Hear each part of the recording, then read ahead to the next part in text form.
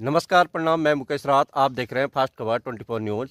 आज मैं पहुंचा हूं ग्राम पंचायत थापला के सुरीदार गांव में, जहां पर कि एक युवा के द्वारा कृषि बागवानी और कृषि बागवानी के क्षेत्र में काफ़ी अच्छा सराहनीय कार्य किया जा रहा है। तो मैं भी यहां पर आया था, तो क्यों ना मैंने सोचा कि मैं आप लोगों को भी एक वीडियो के माध्यम से भाई की एक्टिविटीज़ को मैं आप लोगों तक पहुंचा सकूं।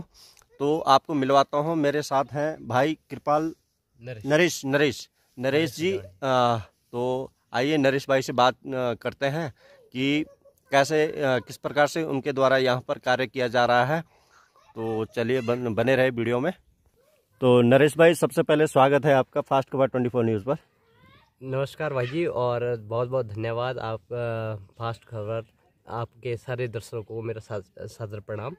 और जी भाई। नरेश भाई, आप जो ये कृषि पशुपालन और बागवानी के क्षेत्र में जो आप कार्य कर रहे हैं, क्या कहेंगे इस संबंध में? बहुत बढ़िया काम है भाई जी।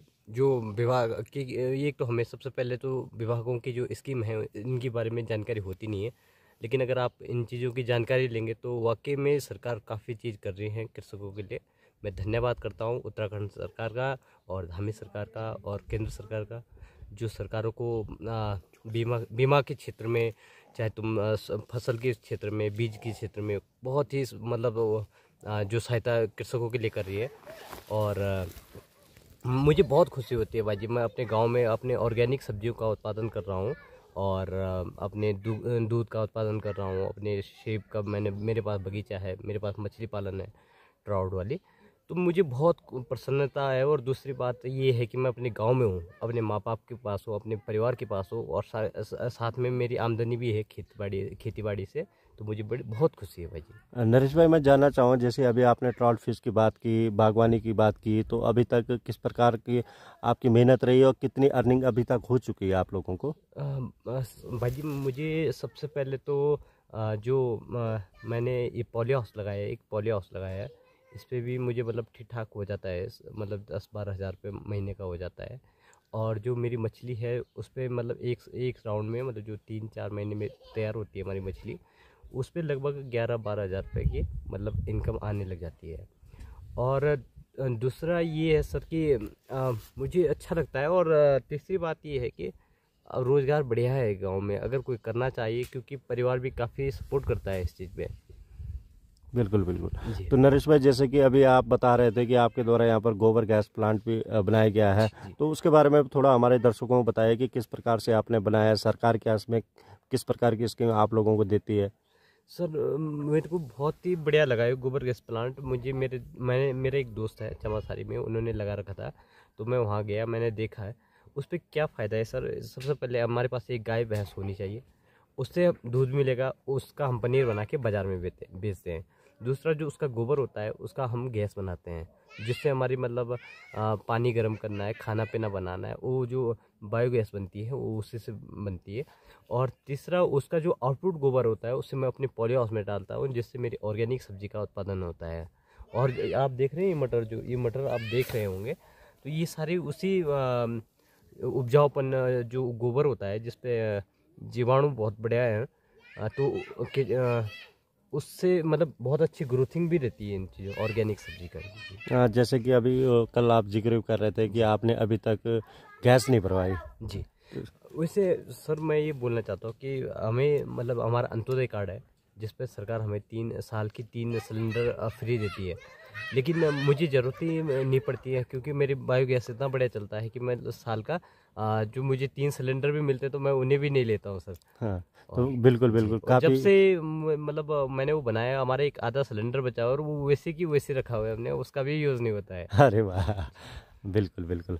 अच्छा नरेश भाई, एक चीज़ और जानना चाहूँगा मैं आपसे कि आप जो ये कृषि बागवानी के क्षेत्र में पढ़े हैं, तो कैसे मन में ख्याल आया आपके मन में? भाई जी, मैं सबसे पहले तो DRDO मसूरी में है, DRDO, और फौजियों का है, और वहाँ पे मैं काम करता था उस संविदा में। मेरी डाटा एंट्री पे थी और 17-18 हज़ार रुपये सैलरी थी। पर लॉकडाउन में मेरे पापा एक्सपायर हो गए थे, तो माँ मेरी अकेले रहने लग गई थी। तो मुझे लगा कि मैं अपने गांव में जाता हूँ और अपने गांव में एक छोटा मोटा रोज़गार करके अपने माँ बापों के साथ रहता हूँ, उनकी सेवा करता हूँ।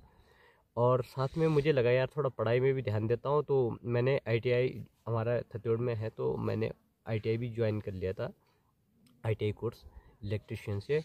तो साथ में मुझे फिर मैं विभागों से भी मिलना क्योंकि हमारा ब्लॉक क्षेत्र भी थ्योड़ी है, तो मैं ब्लॉक के जो विभाग है उनसे मिलने लग गया। फिर धीरे धीरे उनके सेमिनार में जाने लग गया, तो सरकार की जो स्कीमें हैं उनके बारे में जानना लग गया। तो मुझे लगा कि नहीं, हम उठा सकते हैं, बहुत आसानी तरीके से हम इन चीज़ों का वो फ़ायदा उठा सकते हैं। तो जैसे कृषि विभाग हो गया, उद्यान विभाग हो गया, पशुपालन विभाग हो गया, तो ये काफ़ी हमारी मदद किया उन्होंने। तो मैं धन्यवाद करता हूँ इन विभागों को, और धन्यवाद करता हूँ उत्तराखंड सरकार का। और भाई मुझे तो माननीय विधायक जी के द्वारा अपने ब्लॉक स्तर से 2 बार 12-12 हज़ार रुपये की धनराशि प्राप्त हुई है, और एक बार मुझे जिला स्तर से माननीय मुख्यमंत्री द्वारा भी सम्मानित किया। नरेश भाई, एक चीज़ और जानना चाहूँगा मैं आपसे, जैसे कि यहाँ पर इस गांव में अभी तक रोड की काफ़ी समस्या है। जैसे कि यहाँ पर ग्रामीणों से जैसे मेरी बातचीत चल रही थी कि आप लोगों का भी इसमें काफ़ी सहयोग रहा है ना, तो इसको लेकर क्या कहेंगे आप? क्योंकि अगर रोड यहाँ पर होती तो काफ़ी डेवलप हो सकता था। तो क्या सरकार की तरफ से आप लोगों को मदद नहीं मिल पा रही है, या क्या कहेंगे इस संबंध में? पिछली बार हमें विधायक निधि से हमें 2 लाख रुपए प्राप्त हुए थे, जो हमारे आधा रोड पहुँचे थे। गांव में हमने पहुंचाने की कोशिश की भाई, लेकिन वो प्रॉपर तरीके से वो 2 लाख से हमने लगभग 1.5 किलोमीटर तक काटी है उसे, जो कि मतलब बहुत कम बजट पे हमने काफ़ी तक मतलब पहुंचाने की कोशिश की। लेकिन वो भी बाइक बुइक जैसे हैवी गाड़ी लाने के लिए थोड़ा दिक्कत तो होती है, जैसे मतलब सवारी गाड़ी या फिर लोड गाड़ी कुछ आती है तो उसके लिए दिक्कत होती है। लेकिन मुझे जल्दी उम्मीद है कि सरकार हमें थोड़ा बहुत, जैसे हम ऑर्गेनिक सब्जी का या हम अपने गांव में कुछ अच्छा काम करेंगे, तो सरकार इस चीज़ पे जरूर ध्यान देगी। अच्छा नरेश भाई, मेरा अंतिम सवाल यही रहेगा आपसे कि जो हमारी नई जनरेशन है गलत चीज़ों की तरफ जा रही है, उनको लेकर आपका क्या संदेश रहेगा कि मतलब एक जो हमारी नई जनरेशन है, नई पीढ़ी है, वो अच्छी चीज़ों की तरफ जाए, है ना? क्योंकि अक्सर कई युवा वर्ग हैं हमारे कि पहाड़ की अगर मैं बात करूं तो कई हमारे युवा वर्ग क्या है कि जैसे कि हमारे हाई स्कूल इंटर के पेपर होते हैं, उसके बाद है ना प्लेन्स की तरफ चले जाते हैं।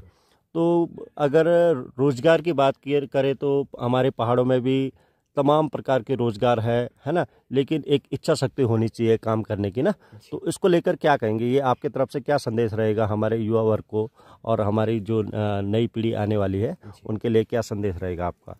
मैं तो सबसे पहले यही बोलना चाहूँगा भाई जी कि देखिए, आप पैसा तो किसी भी क्षेत्र में कमा सकते हैं, लेकिन अगर कोशिश करें कि अपने माँ बाप के साथ रहना, अगर आप ज़्यादा, मुझे लगता है कि अगर माँ बाप के साथ रहेंगे तो एक तो आप नशा मुक्त, मतलब मुझे लगेंगे कि आप नशे में घर नहीं आएंगे, क्योंकि उनका एक अलग ही डर होता है कि माँ बाप जो भगवान के रूप में हम देखते हैं।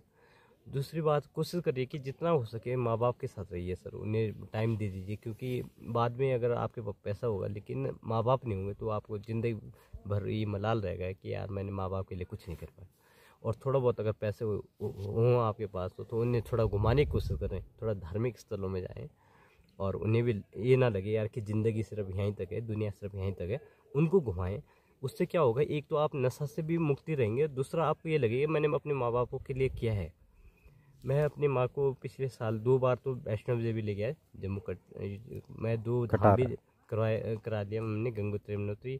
मैं 2 बार वृंदावन ले गया, और हमारे जो 5वां धाम सेमुखिम कहलाता है वहाँ भी हम ले गए। मैं कोशिश करता हूँ अपनी माँ को थोड़ा बहुत अपने जो मैं इनकम कमाता हूँ उसमें थोड़ा बचा के, और उनको कोशिश करता हूँ कि थोड़ा नज़दीक में जहाँ तक भी मेरा बजट बन सके उन्हें घुमाऊँ। इस बार मेरे गांव में शादी थी, इस वजह से महाकुंभ में नहीं जा पाए, लेकिन हमारा प्रयास रहेगा कि अगले महीने हो सकता है कि हम वृंदावन का एक टूर मारें। तो बहुत बहुत धन्यवाद नरेश भाई आपका, आपने अपना हमें कीमती समय दिया। तो दोस्तों, ये थे नरेश भाई जिनके द्वारा अभी आप लोगों को विस्तार से बताया गया किस प्रकार से उनके द्वारा कार्य किया जा रहा है, और किस प्रकार से उनके द्वारा यहाँ पर जो कड़ी मेहनत, कड़ी परिश्रम यहाँ पर किया जा रहा है। तो ये सारी चीज़ें आपको विस्तार से नरेश भाई के द्वारा बताया गया है।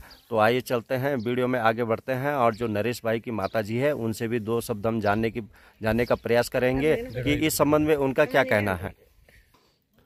तो ये है दोस्तों नरेश भाई की माता जी भी हमारे साथ यहाँ पर है। माता जी प्रणाम। प्रणाम। प्रणाम। तो आपका लड़का इस प्रकार के कार्य कर रहा है बागवानी के क्षेत्र में और कृषि के क्षेत्र में, पशुपालन के क्षेत्र में, कैसा लग रहा है आपको? ठीक लगे बेटा मैं भी हाँ कर लो मेरे बेटा काम था मुँह भी अच्छो लगते गए करने में ये हाँ हाँ। बस घुमा फिरा था मुँह अच्छो लगा करना कमाने को तो मुँह भी अच्छो लगा तब मदद सदत हम भी करा कुटुम्बदारी पिछाड़ी बाटी या गाड़ी करा तो पछाड़ी बाटी हम भी करा मदद सदत घुमा फिरा हम भी तो सार लगू घुमाना बस। अच्छा, खेती बाड़ी का अगर हम बात करते तो कन कन ले खेती बाड़ी वगैरह कत्ते की अर्निंग हो जाती जब मटर मुटर तुम लोगों को होंगे ना एक जो फसल फसल जो होंगे? और 20-30 हज़ार को हो जाता। अच्छा 20-30 हज़ार का। हाँ अच्छा अच्छा, कत्ती बच्चा तुम्हारा? हमारा 3 बच्चा। 3 बच्चा। और लोग क्या करते? दो ही नौकर रंदा हाँ हाँ। दो घर फंडो को देखभाल कुटुम्बदारी की देखभाल होंगी खेती बाड़ी होंगी चैन पशु होंदा घर को घर घर स्थित सभी चीज़ें परेशानी होती। सही बात। अच्छा, मैं ये जानना चालू कि जना आजकल जो कई लड़का और बच्चा लोग बिगड़ने लगे हैं, गलत चीज़ों की तरफ ले जाना, तुम खातर तुम्हारा क्या मैसेज है? आज मेरे बच्चा तिन्नी ठीक है नरेश भी ठीक हो मुकेश भी ठीक हो तिन्नी बच्चा मेरे जी ठीक है अब अगाड़ी मालिक भगवान है अजय ठीक है करना कमाने लगे तो खूब है नरेश भी ठीक है ये दुई भी ठीक है ये खाना पिंदार छ नहीं है बस नहीं खाना कुछ नहीं ना जन और बच्चा भय रखे ना। हाँ। तो तुम खातर तुम्हारा मैसेज क्या जालो? कई लोग क्या कि अपने माँ बाप को वृद्धा आश्रम ले छोड़ना, तो तुम खातर तुम क्या बोलना चाहता? अन बोला मैं बच्चों खातरा का जो नौकरी लगे जाना अपने घर देखो माँ बाप देखो अपने घर को ध्यान में रखो त्यार बार कई करो घर भ्यो पगिनो खेव खपो कई का बच्चा हो मेरो हो है को तो घर आई अंदर जांदा रहता अच्छे लगो प्यार प्रेम रहंदो सबो गए भैरा हो गए भितरा हो गए मेरे बच्चा हो चाहे है को कई का है सबो को बच्चा बिगड़ो ना बुरे लाइन फाट ना जाओ दारू ना पियो गोल्डन स्वीका या ना खाओ माछ मच्छी भी तो नहीं अच्छी कहीं की भी खा तो माछ मच्छी भी तो अच्छी नहीं लगा खूब अच्छो करो अच्छो कमाओ तो अच्छो लगो कहीं को बच्चा वो अपनो हो चाहो भैरव को कहीं को आड़ माँ बाप को ध्यान रखो अच्छो लगा है अन बोला हम कि जन लुकार बच्चा भी त्यार बार घर अन छोड़ा के अब भाई बोना देखो और तो घर ही नहीं आए के 2 साल तो अंदर हो तो हम भी अच्छो लगा अब हमारे बच्चा और माँ बाप को ध्यान लगी रखना तो अच्छो ही लगा सबको और संगत फारना पड़ू कोई कई का बच्चा भी ना। और आजकल तुम 2-3 धाम घूमने गए तो कौन कौन लगी क्या? खूब अच्छो लगे हम बस। अच्छा वो यात्रा गई तो उन यात्रा गई तो हम खूब अच्छो लगे। बहुत बढ़िया रहे। बहुत बढ़िया रहे। चलो बहुत बहुत धन्यवाद आप लोगों का। तो बहुत बहुत धन्यवाद दोस्तों आप लोगों का भी। आप लोग भी पूरी वीडियो में बने रहे हैं और आप लोगों का इस वीडियो पर क्या कहना है तो आप लोग भी अपनी प्रतिक्रिया हमें कमेंट बॉक्स में ज़रूर बताना और वीडियो को लाइक शेयर करना ना भूलें। तो चलिए दोस्तों मिलते हैं अगली किसी नए वीडियो पे। तब तक के लिए बाय बाय। जय हिंद, जय देवभूमि, जय उत्तराखंड।